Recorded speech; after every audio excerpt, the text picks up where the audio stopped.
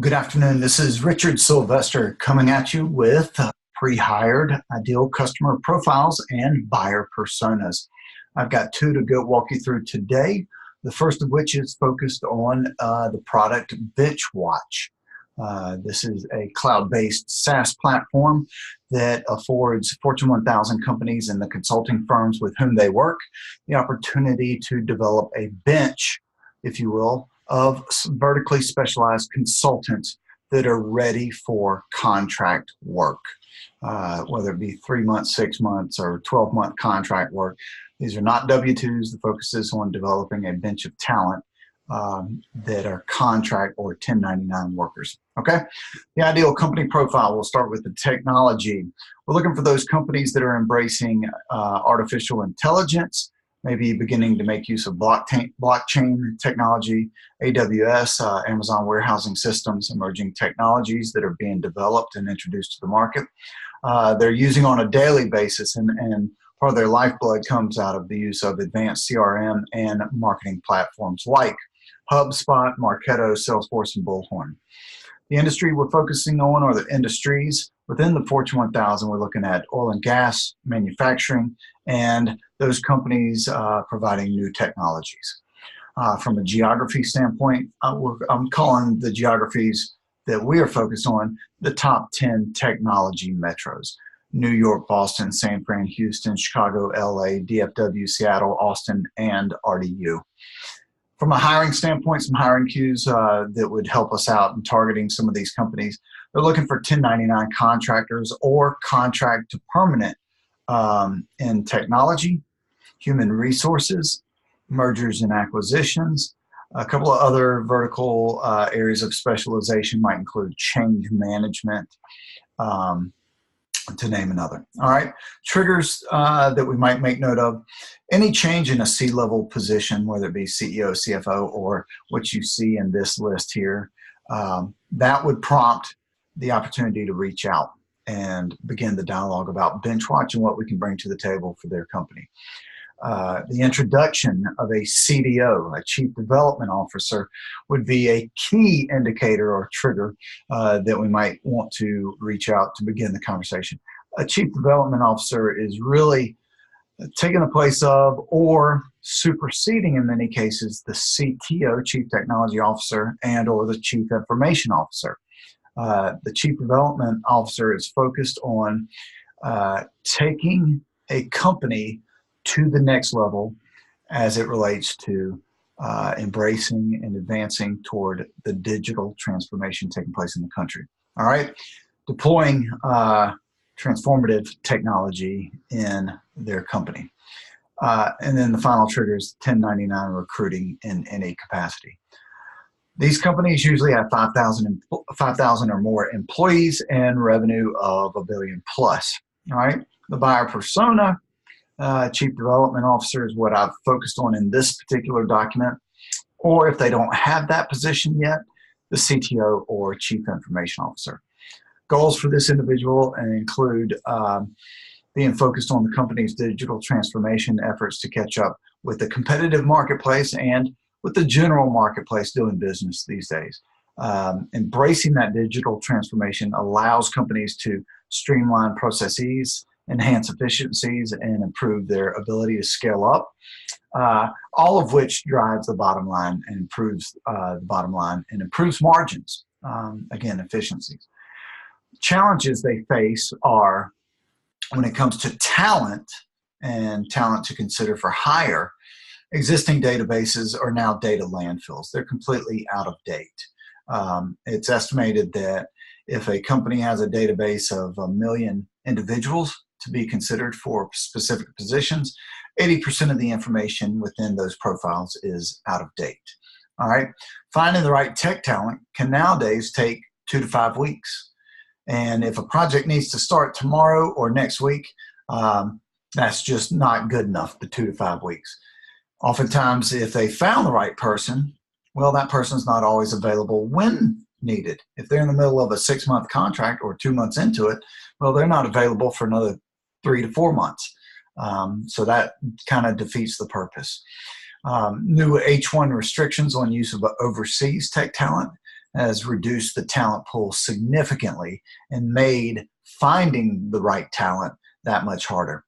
And because of all these contributing factors, these first 4 or 5 up here, the search process, when a new project comes up, starts from scratch every time with a bench of talent, existing bench of talent, ready to go in, to use the sports analogy.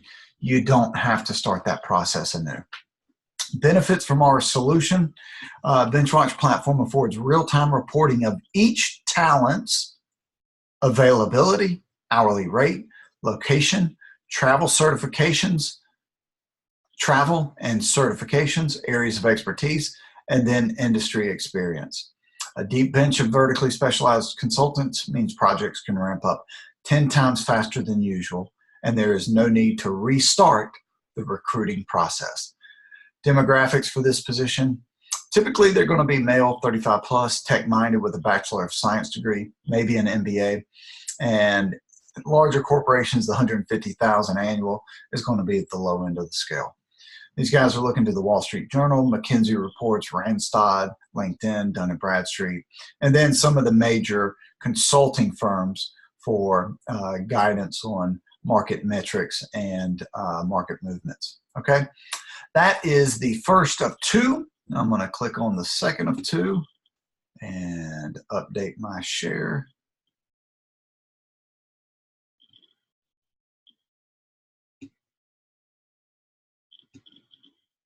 Okay, this is my second of 2, ICP/BP, and this one is focused on me, selling myself to somebody who's looking for either an SDR, BDR, or an AE in Texas, okay?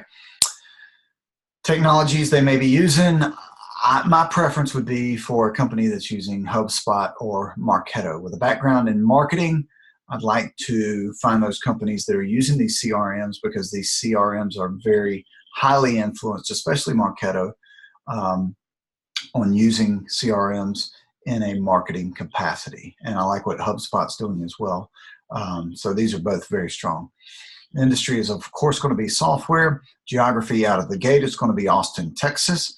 But I'm also open to consider companies from North Carolina, specifically RDU and Charlotte, noting that I would love to work remotely in Austin, Texas for the first 5 to 6 years, and then make my move back to North Carolina thereafter.